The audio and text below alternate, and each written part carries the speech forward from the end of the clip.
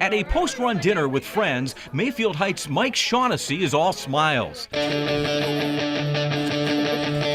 ultramarathoner, Mike was on top of the world in late July, having completed the grueling Burning River 100-mile ultramarathon. Weeks later, after a checkup, he got some tough news from his doctor. Wow, this is real life, and it shouldn't happen to me. Throat cancer. That's tough enough, but calling his wife Beth was even tougher. I talked to the doctor, and he just kind of put it out there that, I have cancer. So immediately, as you can tell, I'm going to tear up now. Sorry. We have noted that patients who have the human papillomavirus in their tonsil or tongue cancer have very good prognosis, with cure rates as high as 90 to 94%. Radiation oncologist Dr. John Greskovich of the Cleveland Clinic Taussig Cancer Institute prescribed 7 weeks of intense chemotherapy and radiation.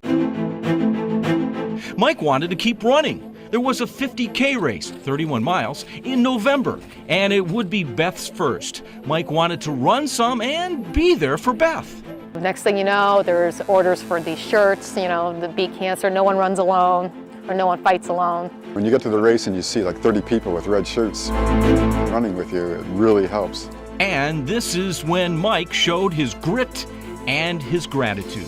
I was planning on stopping after about 10 miles, but I did the whole thing. Just because if you see the shirts, like, oh, you gotta keep going, you can't let these people down.